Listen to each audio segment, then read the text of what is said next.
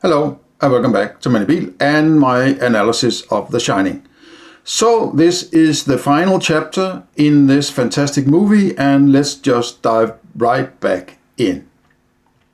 The lights in the windows seen here may be a continuity thing. I'm not sure how these, as far as I'm concerned, Kubrick was sort of adamant that this was that these windows were placed, the lights were placed in a particular fashion, and I think this is sort of a part of the continuity problem thing he was creating, right? Okay, this is 4 p.m., so we are in the 4 o'clock in the afternoon, so it's about to get dark, right? Jack apparently sleeps until 4 p.m. on these sacks. He lies in a similar posture to the earlier breakfast in bed scene. Wendy's wolf, sort of, is sleeping in its locked away compartmentalized storeroom, but soon it is going to reawake and take revenge. You can only keep your monsters hidden for so long. The abyss will stare back at you. Nietzsche. Jack reminds us that he's still hurting on his head from the bash of Wendy's bat and hurting right leg from the fall. Jack has been living on crackers and peanut butter, apparently. Looks like a Wendy dinner solution, right? There is a knocking on the door. Apparently Grady wants to have a word with Jack. He gets up in a lazy way as if he's sort of used to be woken up to talk to ghosts. Then we have another one of these sidetracking shots, past shelves like earlier with Halloran, Wendy and Danny.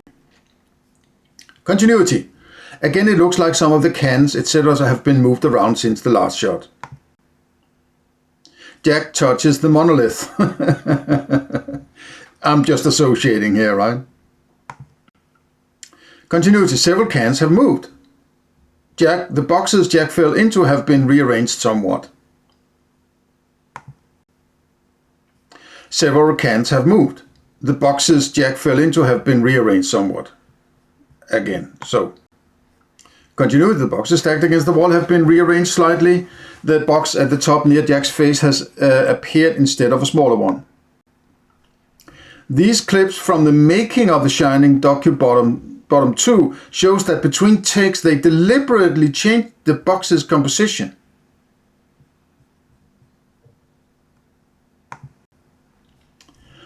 A snowcat is on the way.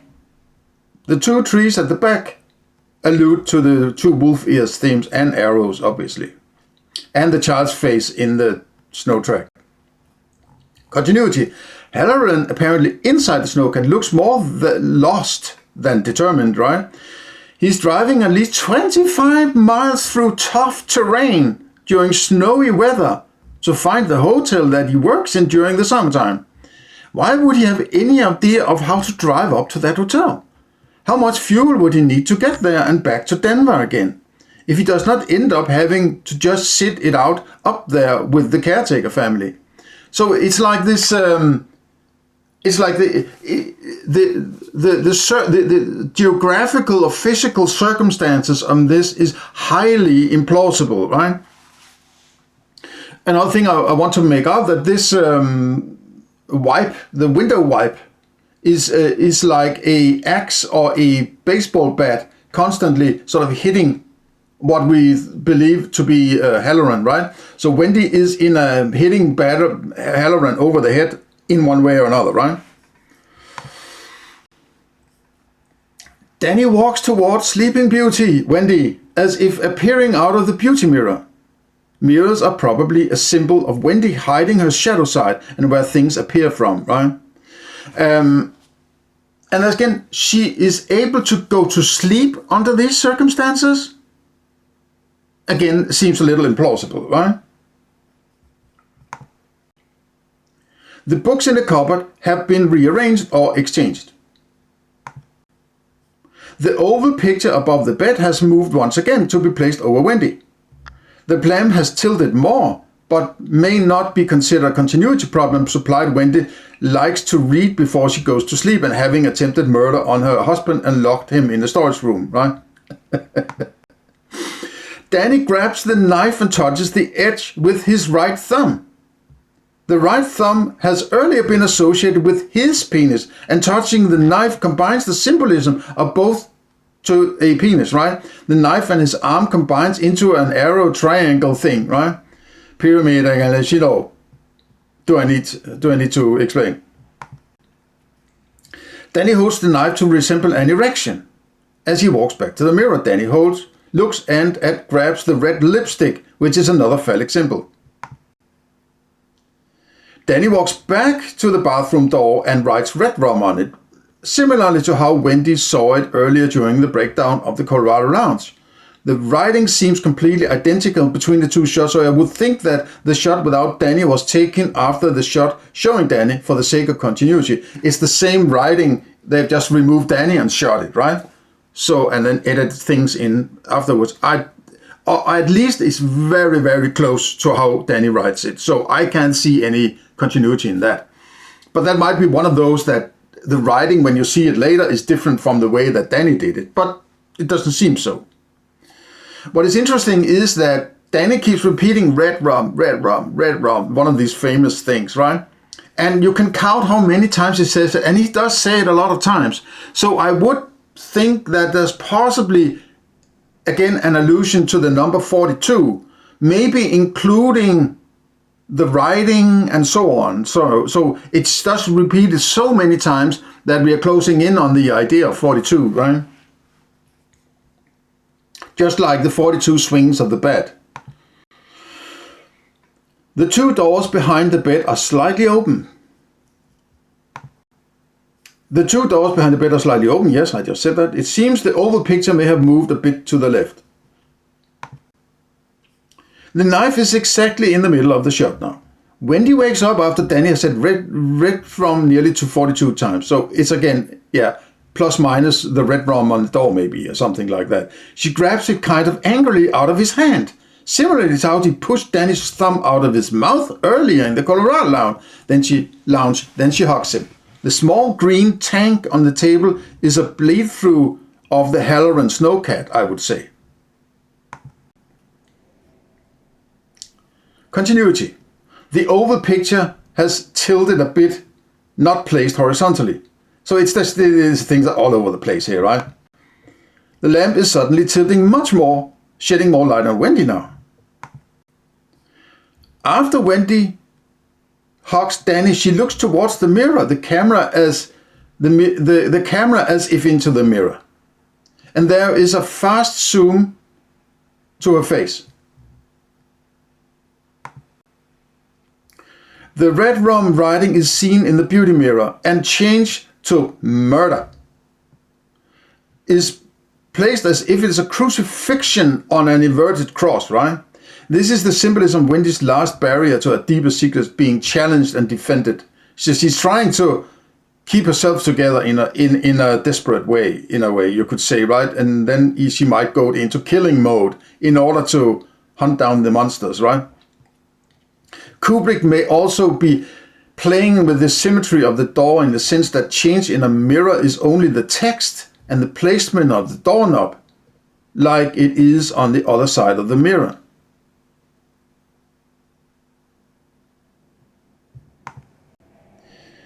There is another fast zoom into the mirror text murder. I would suppose that Kubrick would have liked the text and the cross design to be exactly in the middle of the shot, a perfect symmetry, but I think that Danny, being very young, could not be directed too much to get the text exactly centered on the door. So this is the best they could do, that would be a sort of cross dividing, but the placement has been shoved sort of to the left here, right? This is a very curious choice of composition. Wendy and Danny are placed at the bottom right. This enables the composition to also show the oval painting, the bedpost, the double door with its square windows, and a lamp. It seems Kubrick's very concerned about having these aspects in the frame, if only partly. The placement of Wendy and Danny enables the next move to look towards the front door of the apartment as she hears Jack's axe to stay in the frame. Wendy makes a fast head movement that will be reflected in the next Jack wielding the axe shot. Jack gets ready to swing his axe. The bathroom door is symbolically mirrored down the corridor behind Jack. There's the door, a similar door like the red room door down there, right? But it's no secret. Continuity. The chair against the railing left of Jack has moved to the left. The furniture down the corridor behind Jack have moved or been rearranged. Note that the camera is more or less placed where it was when Wendy arrived with the breakfast, as if Wendy has preconceived this from the beginning. Jack swings the axe against the door. The number 3 on the door is visible again. The camera moves in sync with the swing of the axe. Camera actually operated by Kubrick himself, according to behind the scenes clip. This swinging camera motion was also seen when Jack bends to look into Danny's bedroom earlier during the walkthrough, as I've noted, right? A couple of times. Wendy grabs Danny. First, Wendy holds the knife as an erect phallus, actually while Danny looks into the camera. And the light behind her makes it look like it spreads out from Danny. Then Wendy turns to look into the camera, and now the light behind her makes it look like it spreads out from her. Jack keeps hacking away. This is a fabulous triptych composition. Dies Irae, Judgment Day, right?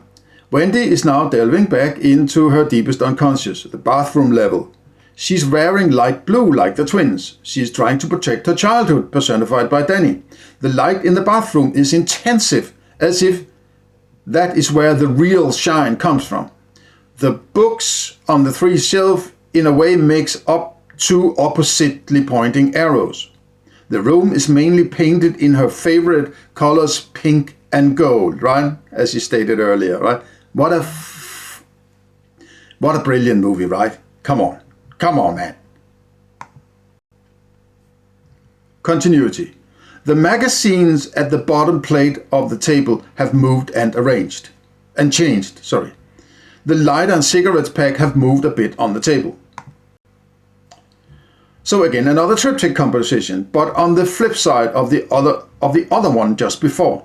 This is completely different scenario. White, shiny, cold light, and one top bottom division, right? And the golden lock and the golden key and sort of things going on, right? Jack takes another swing. Continuity. Wendy suddenly holds the knife grip the opposite way than she did previously. Wendy drops the knife into the sink. Interestingly, cabinet above the sink is open, so Wendy's reflection is visible at the exact moment. If this is a symbolism for the knife phallus going into the drain vagina, may be a little too far. This could be a small credit to Hitchcock's Psycho, the bathroom curtain nearby. Continuity. Another triptych-like composition. Wendy throws some bottles on the there's no continuity problem. It's a copy-paste thing. Then tries to open the window to the outside. Now. As Wendy attempts to push open the bottom part of the window, it creates a perfect 1x4 vertical pattern. Man, right? We get a shot of Danny's scared child's face. In my opinion, this may be a little contradictory to the prior apathy of Danny turned into Tony, but it does point out to the viewer the potential of seeing a bloody scenario similar to the one seen earlier with the twins. So it's like he's kind of reawoken or something like that. But note that it's like the line goes through Danny in a way, so there might be some symbolism there. Another blurred swing by Jack. Note the colors here. Completely different color palette to the recent 4K, which is just fucked up in my opinion, right? This is the kind of delicious colors palette I want to see, and in 4x3, I might mention. Wendy is not going to get out there. Jack, on the other hand, seems to be getting in there. From the inside, it looks like Jack has broken through. Jack peeks through, and coincidentally a piece of chopped wood sits as if Jack has an erect knife-like phallus. Continuity. The hole, not the hole, but the hole in the door suddenly grows between shots. Another fabulous triptych-like composition, right? The wolf has broken down the door. Wendy's consciousness is being opened up and revealed. The wolf is breaking in. There are two shadows created by the arm. This is not in concordance with one ceiling source of light. This is possible a true continuity problem. A sort of two shadows, one strong and one weak shadow, because of two lights in the setup. Wendy shoves Danny through the triptych, or a triptych, but in the 1x4 bottom on the window, right? Wendy tries to save her childhood from predators. Danny slides down the snowbank, or the triangle, or the pyramid, or whatever you want to call it. Wendy again attempts to, I love this, right? Wendy again attempts to squeeze out. She looks precisely like Winnie the Pooh trying to get out of the hole in the rabbit's house, right? Rabbit, Bugs Bunny, Duck, Danny, Wendy, right?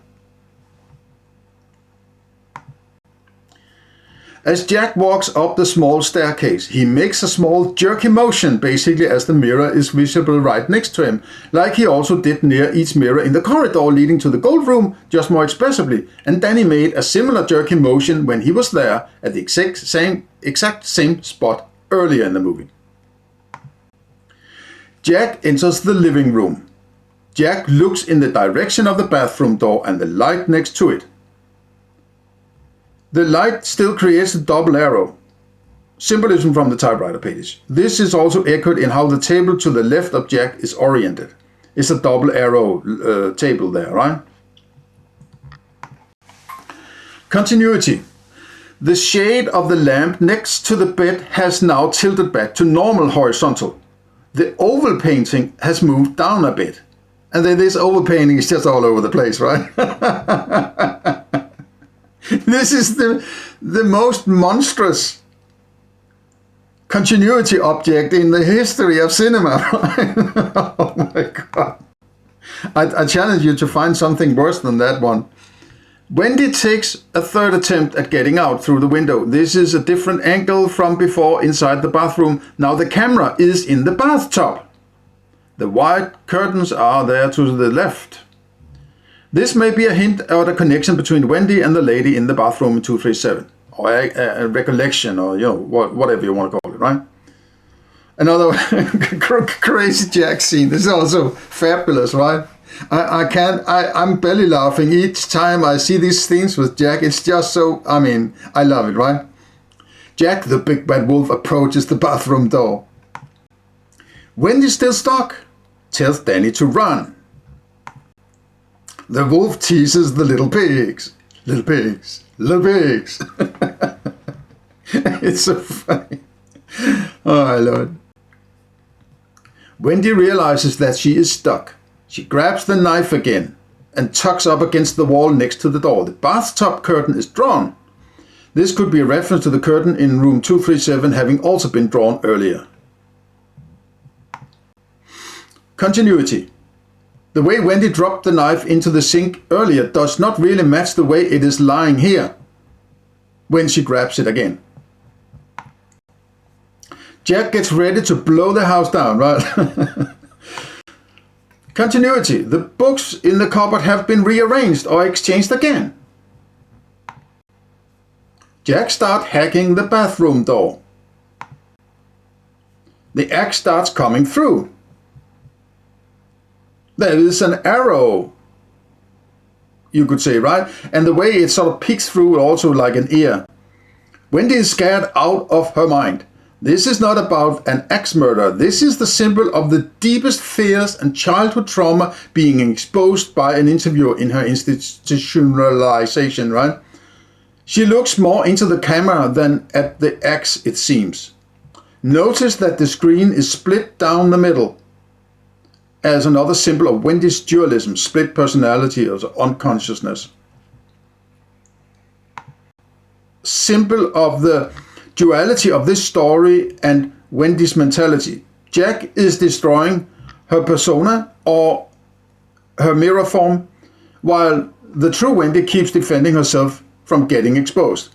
Jack is being presented by Wendy as the wolf that has broken down all her barriers, represented by the double doors and curtain behind Jack in this depth shot.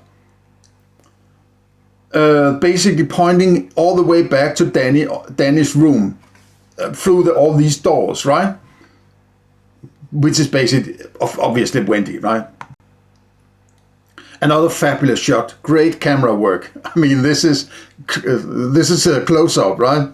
It's almost macro filming. Oh, the famous shot, right? The triptych has a dark side. The famous Here's Johnny shot with the wolf ears like eyebrows and his wolfy teeth, right? And in my Danish version of 1001 movies, obviously, they put this one on here, right? Which also is another inclination or indication that people have no clue what this movie is actually about, right? Continuity. The texture of the fracture in the door changes between shots. This continues through the whole sequence. The symbolism could very well be that her persona, the one part of her duality, can morph and change as she wants because it is actually purely imaginary. Continuity. A hook has appeared at the upper center of the door. This is not visible unless you have the 4x3, right? Wendy is close to snapping now. Jack is homing in on the lock and key in the door. The camera angle has changed now, so the beauty mirror is now right behind Jack, which reflects the bed. Part of the bedpost and the lamp shine.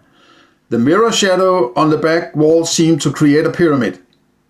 Or an arrow maybe, right? Triangle shape behind her. And this is a little strange where that shadow comes from, in my opinion. The wolf is close to opening the final door, the final frontier that will reveal all of the last secrets of Wendy's subconscious. And then she snaps and goes into kill mode, right? She swings the knife. The camera actually does not show what she is swinging at, but we are deducing from the montage that it must be Jack's hand. It is possibly significant that she uses both hands to swing the knife. A symbol of coherent duality being cohered into a single unit, you could say. The shine of a lamp is visible. Her hands create a pyramid shape. Arrow, triangle at the highest point. Another fabulous composition, right? This shot possibly attempts to encompass all of the conflict in Wendy. Red trauma arm from Jack. Wendy's golden lock is violated. Wendy is the light blue duality of the twins. Her two hands work as one, mirroring. The shadow side of the knife is like a phallus. The phallus is a tool of trauma, red blood. The shadow phallus penetrates the keyhole.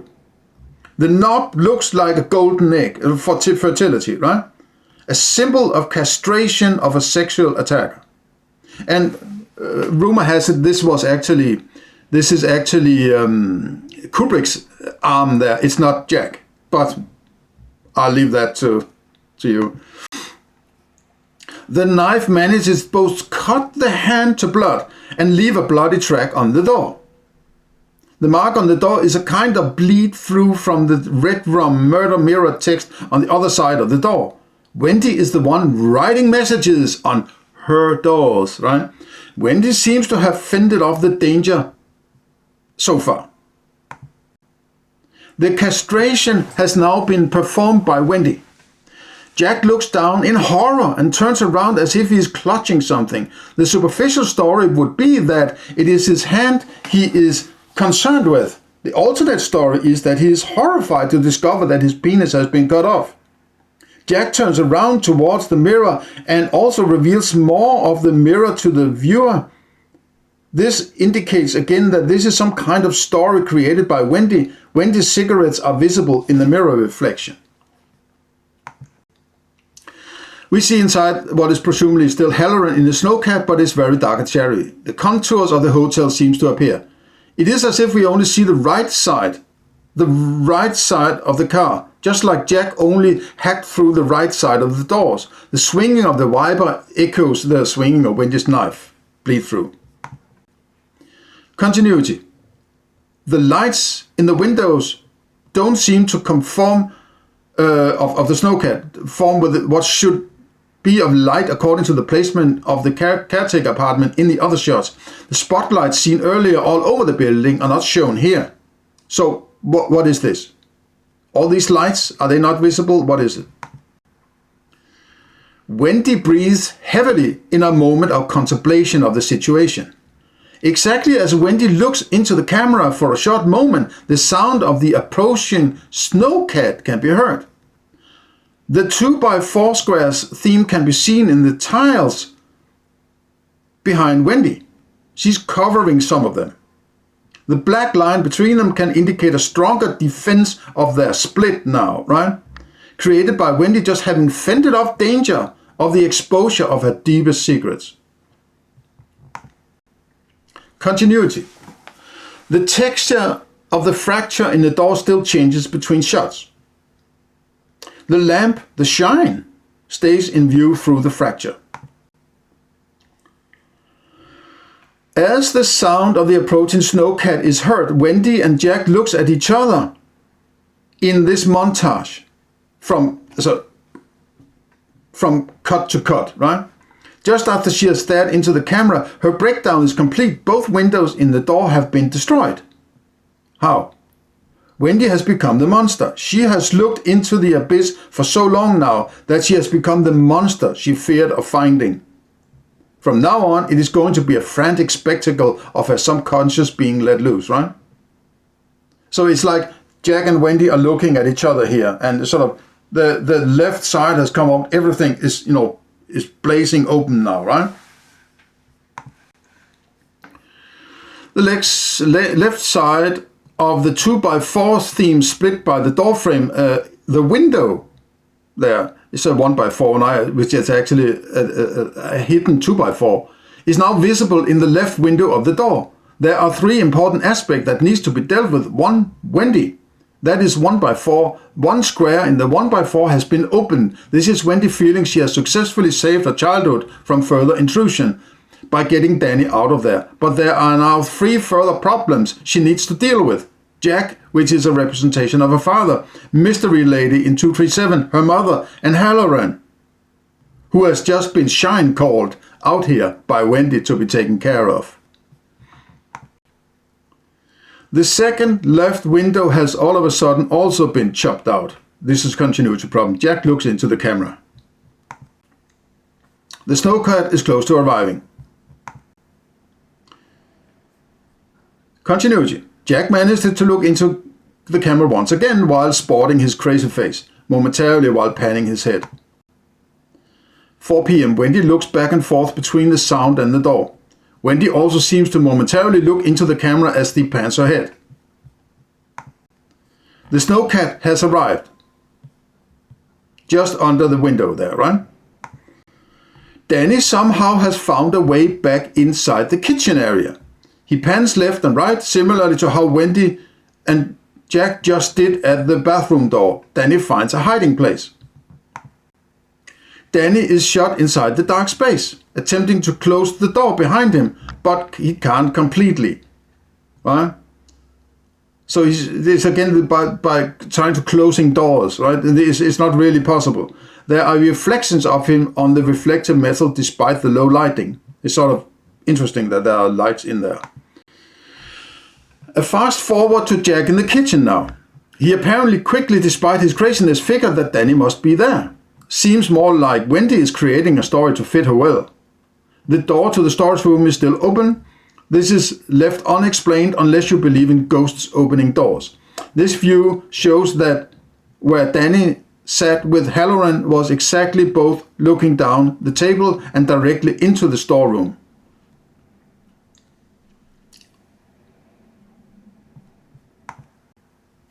The remaining knives on the column where Wendy took her knife has been rearranged. This doesn't look like a tool that should hang around in a kitchen, and it is still plugged into the socket. This doesn't look like a tool that should hang around the kitchen either. But I'm not sure, is it to cut meat or what? This kitchen feels like a museum for odd tools that doesn't necessarily belong in a kitchen. Jack keeps humping along steadily through the kitchen. Continuity. I find it very unlikely that a hotel kitchen would leave tall stacks of plates around in the open like that rather than store them in a cupboard during a closed-off winter period, right? 4 p.m. Another dark piece of equipment passes the field of view. This here resembles the passing of dark walls early in the movie. Continuity. Wendy tries to open the door. Apparently she can't open it, though the key must still be in the keyhole. She starts hacking at it with the knife. This resembles her earlier inability to figure out that there was a split in the door to the storeroom. These together may be a way to say that Wendy had big trouble opening up for something she has locked up in her subconscious. Or maybe she's trying to pretend that she can't open it in order to avoid opening it, right? So this sort of doors opening theme metaphor. Halloran walks in through the door that Wendy opened for him earlier, and when she was out to check the functionality of the overlooked snowcat, Halloran pulls the door further open to get in. It is significant that Jack now enters through one of the sacred child's face corridor. It shows that he's actually Wendy going on a rampage through him, both as someone who can do her bidding and stand in for her fears. First he will kill Halloran for Wendy, then he will chase Danny, which is representing Wendy as a child. This is a complex story, right? I'm not sure the path he's taking here makes sense in the overall plan of the hotel.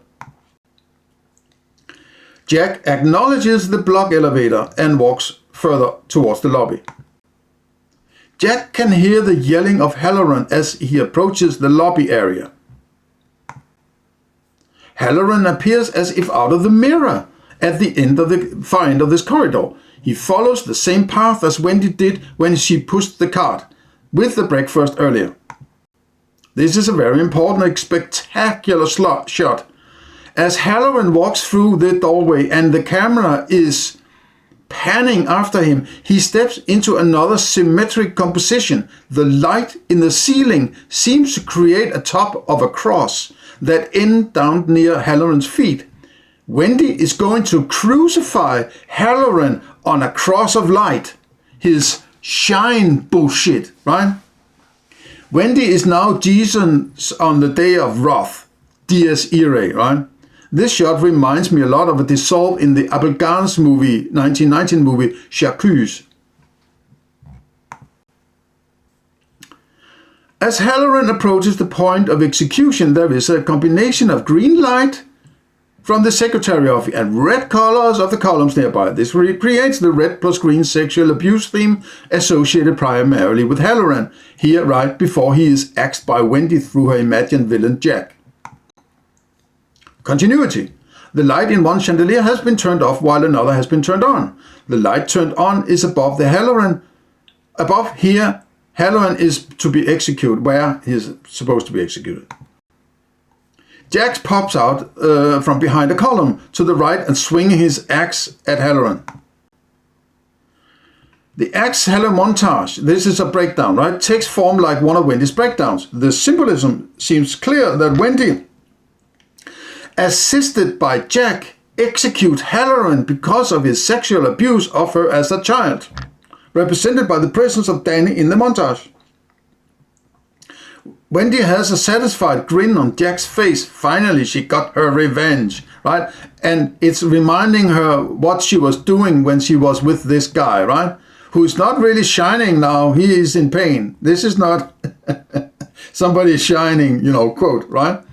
And this is the sweater, I believe, is seen in the very first breakdown of Danny, right? Somebody commented and pointed out, and I believe this is what you were trying to refer to, right? And Jack makes some really exaggerated funny faces here, right?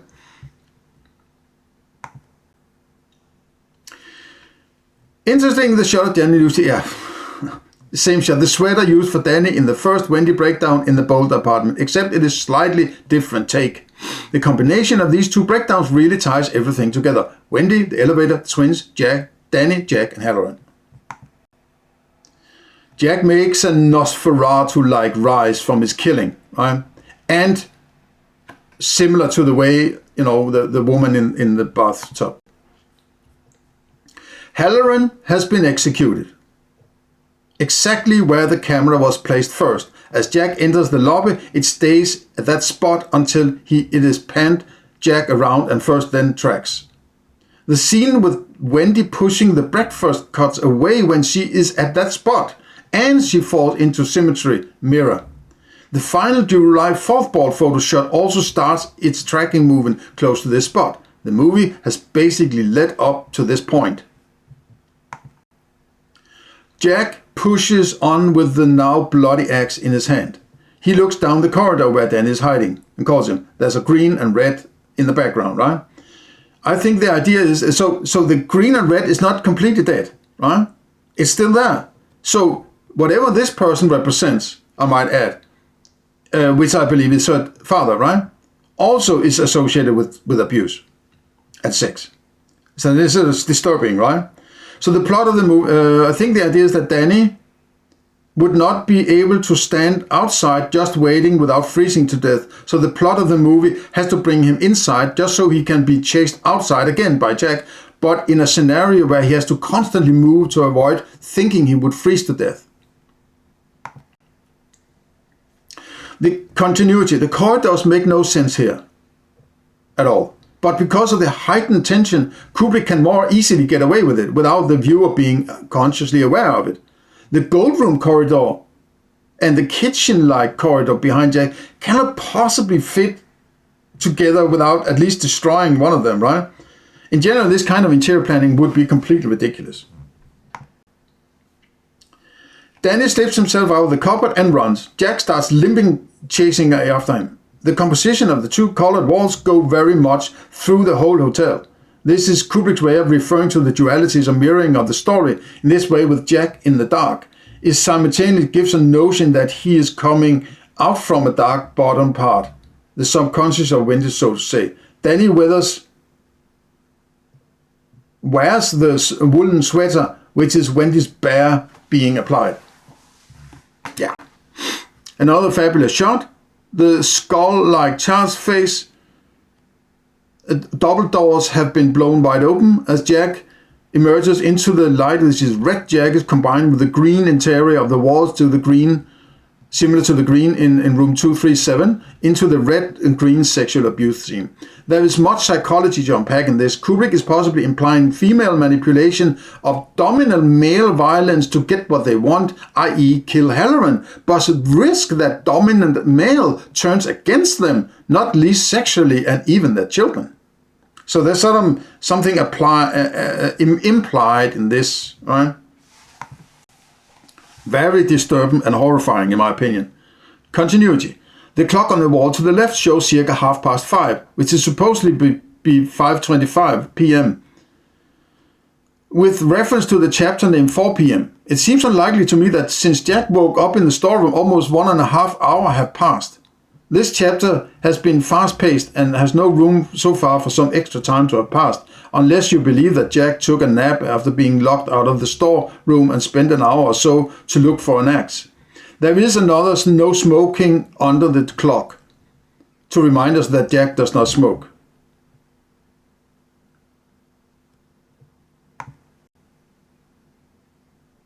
Okay, I think I can't get through. I have another 60 or 70 slides in this one, right? So I think I will stop it here, and the last chapter will be split in 2 parts, right? So Wendy's going upstairs now, right? So please share, like, subscribe. Let me have your comment. What do you think about this? There are some interesting things I think I've spotted here that nobody else seems to have found. Consider donation. Let me here if you can sort of chip in for the work I've been doing here, and you have you enjoy it and think it's worthwhile spending time going through these videos here, right? So you might as well throw me a few shekels, right? Okay. Beyond that, have a nice day. See you in the next one.